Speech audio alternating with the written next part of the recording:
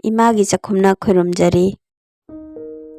Marupsing asidi karot akhabagi ko akhabase kamaina lokthoktage haibado agi matangda video mai semjari ko idea do ai haijage haibadi karot akhabase mayamna pamna di chanai bako adu yam khayena chaba ngamdaba yawe bako ado akhabase magi khabagi changdo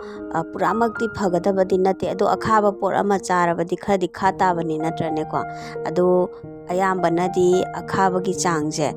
handabado khara yamna changdo handanabagi damakta madugi idea se ai haijage ko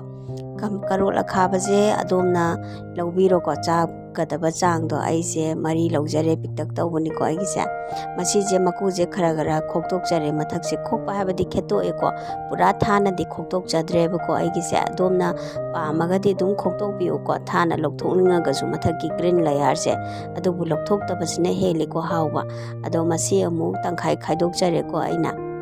sumaina tangkhai khaidok piro aduga manungi maruje liba taraga nana lokthok piu ado leave daba koi nauba dum chaba yabagi oragadi dum yaujara sanoba ko ado koi karot akhabase chaba de yamna phai ko skin problem phanba ngame aduga blood koi sugar wangba ko adusu control da thambata mateng pangi ado adumna hainaragadi chari to yam phai ko mase aisu dum yam pamjai karot akhabase ado aina hauji karot akhabase sumaina soijare ko adomna soiningba mongda soibiu ko round soirabasu yai ado masi leijare aduga aina hauji patram da hapchinjare ko ado tengkol achobasida hapjalaba matungda aina masida thum khara hapchinjare thumje adum khara yamlapna dum hapiro ko kitang khakti natteba ko aduga masi phajana mix tawsalle aina ko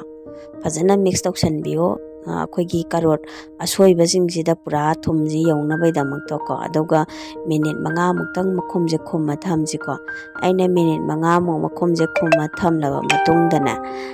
masi leijare adi yengbiu ko hojikse sumaina sumba matamda ko mahise myam thoaneba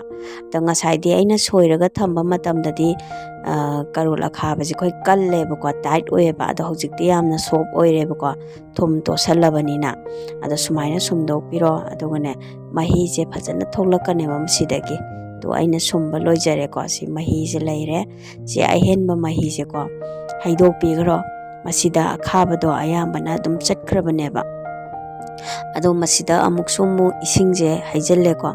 isingje haijala matungda samgi ji ko amuka mo ado masi sumaina samthokpiro mangonda thumgi chang yauribanina ko madu lokthokna nabani thum ahenbadusu adagi akhabadusu ko sumaina dum hanjin ne koi summa gane anira ohum laktang adum sambiyo ko aina samlibase to anira ohum lakti ai samjare ko ado hoji yarani aduga adomna kamaina chabana hauge habado pamadui matung ina ngobiro ko aidi aluga ne ngojari base